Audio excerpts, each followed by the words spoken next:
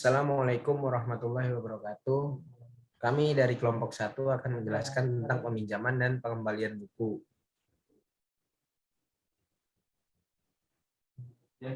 Di sini ada nama kelompok, yaitu terdiri dari Muhammad Zulfareja, selanjutnya Alif, dan yang terakhir ada Vigo Nesta Ramadan.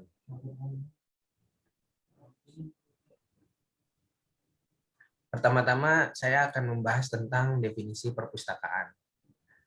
Perpustakaan adalah tempat di mana seorang mencari buku untuk membaca atau mengerjakan tugas akhir, atau lebih umum dikenal sebagai sebuah koleksi besar yang dibiayai dan dioperasikan oleh sebuah kota atau institut, serta dimanfaatkan oleh masyarakat yang rata-rata tidak mampu membeli sekian banyak buku dengan biaya sendiri.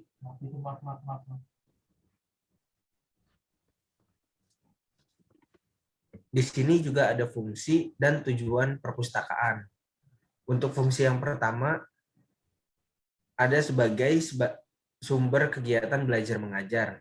Contohnya, ketika guru atau dosen membutuhkan materi pembelajaran atau mahasiswa yang membutuhkan referensi tugas. Yang kedua, membantu peserta didik memperluas pengetahuan pada setiap bidang studi. Dan yang terakhir, mengembangkan minat dan budaya membaca sehingga menjadi kebiasaan yang mandiri. Dan di sini juga ada tujuannya. Tujuannya adalah menyediakan ruang baca dan belajar untuk pengguna perpustakaan, menyediakan proses peminjaman buku sebagai sarana informasi bagi seluruh pengguna perpustakaan perguruan tinggi.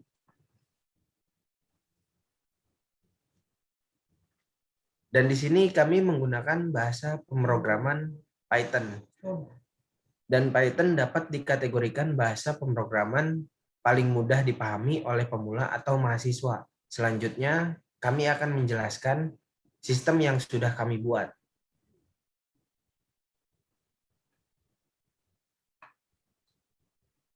Di sini ada deskripsi aplikasi, yaitu seperti input data. Input data adalah admin memasukkan data buku yang akan dipinjam oleh peminjam. Lalu ada lihat data. Lihat data yaitu admin dapat melihat daftar buku-buku yang telah tercatat pada pemrogram dengan cara menginput data pada bagian pertama. Lalu cari data. Admin dapat mencari buku dengan cara mengetik kode buku yang dicari serta jumlah jenis peminjaman. Lalu ada peminjaman buku. Peminjaman buku yaitu akan keluar bukti peminjaman berdasarkan data yang diinput pada tahap-tahap sebelumnya. Dan yang terakhir ada data peminjaman. Data buku yang telah dipinjam akan ditampilkan sesuai jumlah buku yang dipinjam oleh pelanggan. Namun, sistem ini dapat digunakan jika admin sudah memasukkan kode buku yang baru saja masuk. Sistem ini kami buat untuk mempermudah admin perpustakaan dan juga mahasiswa dalam mencari buku.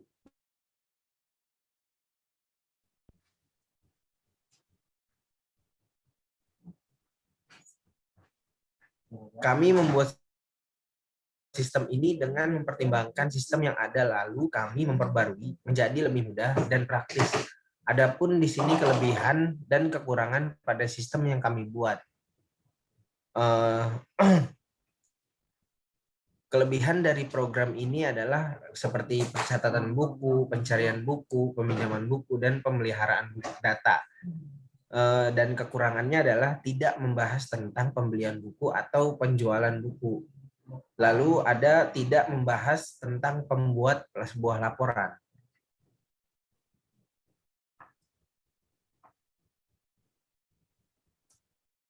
Selanjutnya kami juga melampirkan perbedaan sistem dahulu dan juga sistem sekarang. Berikut adalah perbedaannya.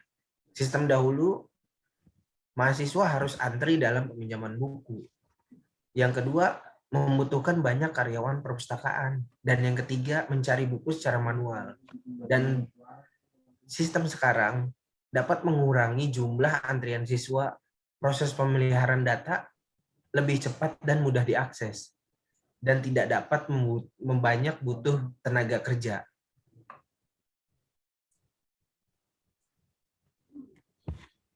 Dan di sini akan dijelaskan codingan dengan teman saya Abi.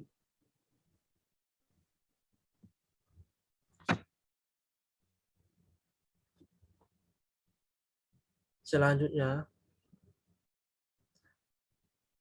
testing program.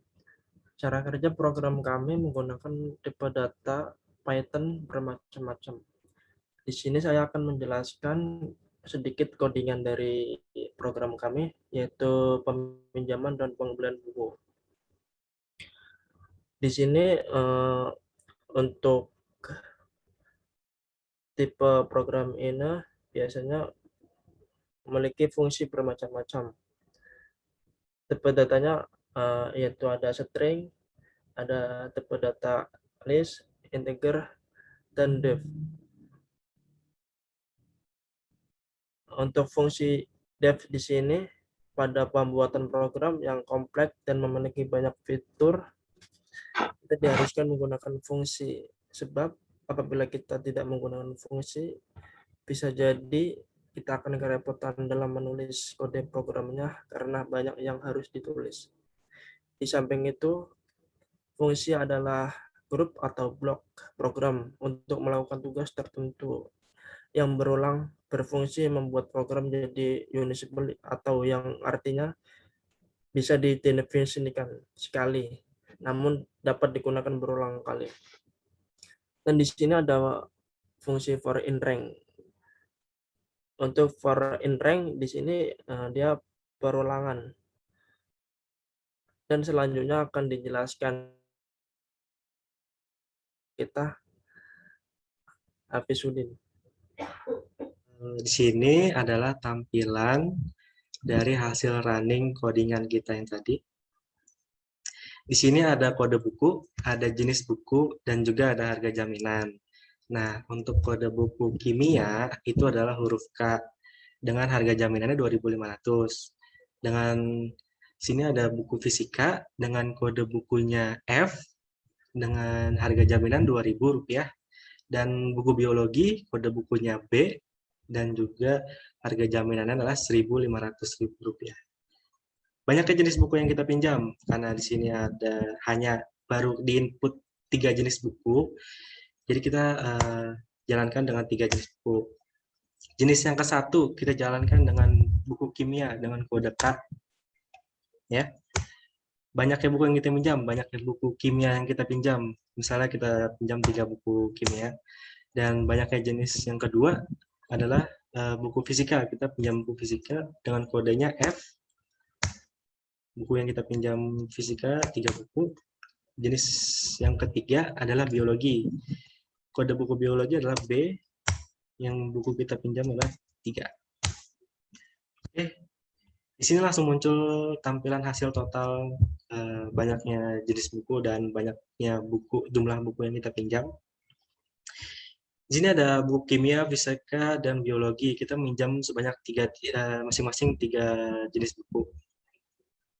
Untuk harga jaminan totalnya adalah Rp18.000. Di sini ada biaya admin Rp1.800 dan jadinya total bayar adalah Rp19.800. Tunjukkan bukti pinjaman buku ini pada saat pengembalian buku untuk merefund uang jaminan Anda. Terima kasih. Untuk kesimpulannya akan dijelaskan oleh teman saya, yaitu Vigo Nesta. Ya, untuk kesimpulannya, dengan menggunakan perintah atau fungsi yang benar serta didukung oleh struktur data yang jelas dapat memungkinkan pembuatan program yang lebih sederhana dengan hasil akhir program yang jelas, singkat, efektif, dan efisien. Program ini merupakan salah satu faktor penunjang yang berpengaruh terhadap proses dalam peminjaman buku, yang pada akhirnya meningkatkan minat pembaca. Agar program ini dapat dimanfaatkan secara optimal, maka diperlukan penyimpanan yang baik. Jika program ini tidak lagi layak dipakai, maka diperlukan diupdate, sehingga program ini tetap layak dan memadai untuk fasilitas perpustakaan. Pada akhirnya, melalui program ini diharapkan dapat memberikan kontribusi terhadap peningkatan efisiensi dan efektivitas penyelenggaraan layanan perpustakaan.